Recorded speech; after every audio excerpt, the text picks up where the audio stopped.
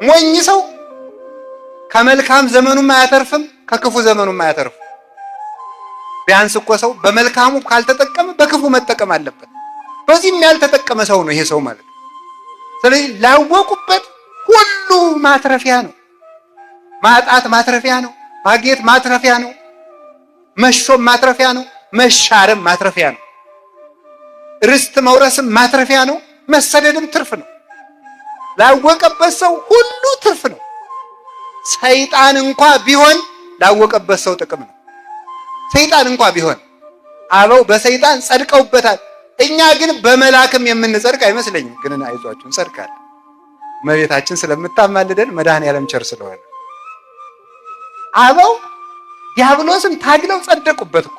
እንዲያውም እኮ አባታችን አቡነ ተክለ ሃይማኖት ዲያብሎስ አጋንንት ሊፈትኗቸው ሲመጡ ጸሎታቸውን አቋርጠው ዝም አሉ።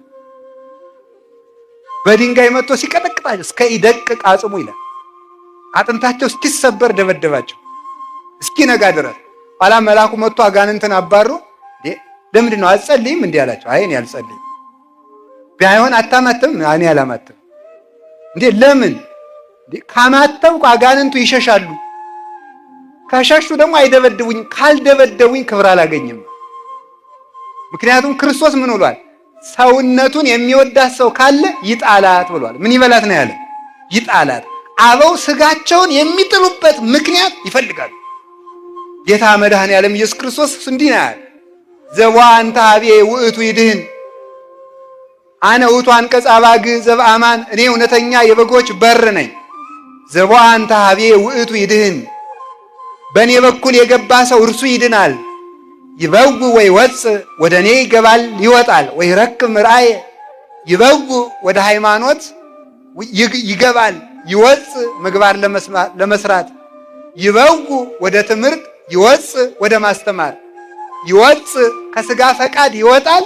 ወይ በው የክብር ሀገሯ ነው፣ ወደዚያ መሰማሪያን ያገኛል። ያለ መከራ ያጣ ሰው ነፍሱ ተቅበዝባዥ የሆነ ሰው ነው። የነፍስ መሰማሪያዋ ምንድን ነው? መከራ ነው።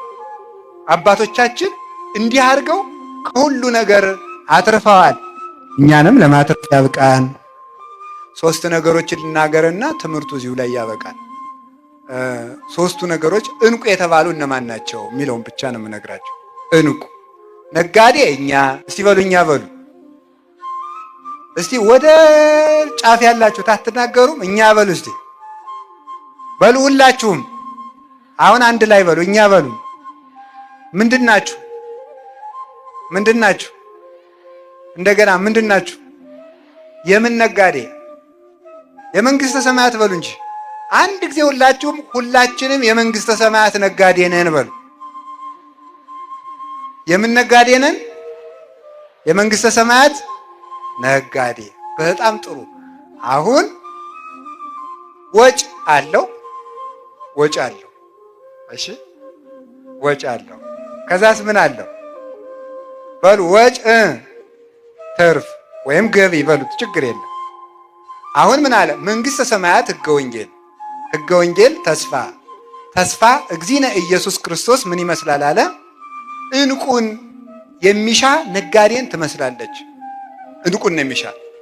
እንቁ እንግዲህ ብረት አለ፣ ነሐስ አለ፣ መዳብ አለ፣ ብረት አለ፣ ነሐስ አለ፣ ብር አለ፣ ወርቅ አለ። ከዚህ በላይ እንቁ አለ ማለት ነው። እንቁ ከዚህ በላይ ነው። ይሄ መጨረሻው ነው። አሁን የመጨረሻውን ውድ ዋጋ ያለው ብዙ ዋጋ የሚያወጣውን እንቁ ምንድን ያደረገው ሰውየው? ያንን ሲያገኝ መጀመሪያም ነጋዴውም እንቁ ለማትረፍ ነው የወጣው። እንቁ ለማትረፍ ስለወጣ ብር ቢያተርፍ በንግዱ አይረካም፣ ብረት ቢያተርፍ አይረካም፣ መዳብ ቢያተርፍ አይረካም፣ ነሐስ ቢያተርፍ አይረካም። የሚረካው ይሄ ነጋዴ እንቁ የሚነግድ ነጋዴ። እንቁ ሳገኝ ብቻ ነው የምረካው ብሎ ሐሳቡ እንቁ ለማትረፍ ነው። ሐሳቡ ትልቅ ነው ይሄ ሰው። አሁን ማደረግ ትልቅ ነገር ያለ ትልቅ ወጪ አይገኝምና ወሆረ ወሴጠ ኩሎ ዘቦ፣ ያለውን ነገር ሁሉ ሸጠ ይላል። ያለውን ነገር ሁሉ ሸጠ። ምክንያቱም ያ ውድ ገንዘብ እንደሚያወጣለት ስላወቀ ያለውን ነገር ሁሉ ሸጠና ያችን ዕንቁም ገዛት። በዚያችን ዕንቁ ጌጥ ይሆናል። ዕንቁ ብርሃን ይሆናል። ዕንቁ ደግሞ ምን ያደርጋል መስላችሁ?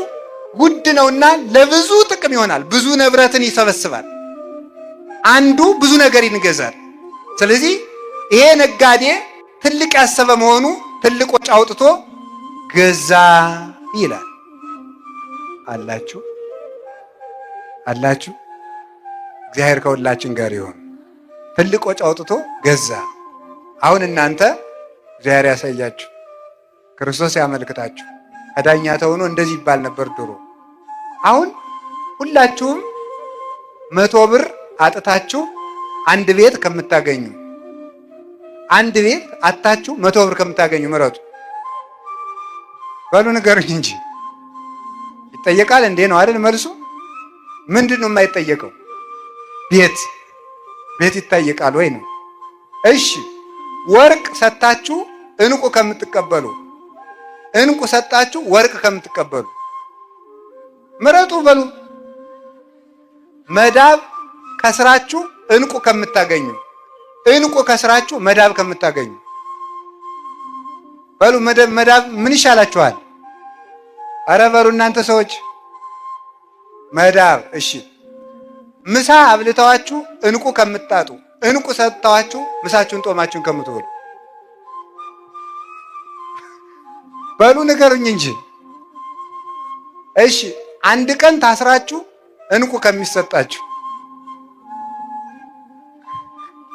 አንድ ቀን ተስራችሁ ዕንቁ ከሚሰጣችሁ፣ አንድ ቀን ተፈታችሁ፣ አንድ ቀን ታስራችሁ ዕንቁ ከሚሰጣችሁ፣ አንድ ቀን መታሰር ቀርቶባችሁ ዕንቁ ከሚቀርባችሁ ምረጡ። ገንዘብ ወዳጅ ነው ይሄ ሕዝብ። እናንተ በጣም በጣም በጣም ጥሩ ነው። ግድ የለም መልካም መርጣችኋል። አንድ ቀን ታስሮ ለብዙ ቀን፣ አንድ ቀን ታስሮ ለብዙ ቀን በሰላም መኖርም መልካም።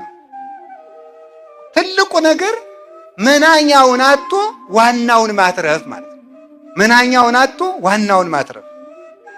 ካልሆነ ግን የተገለበጠ ኑሮ ይሆናል።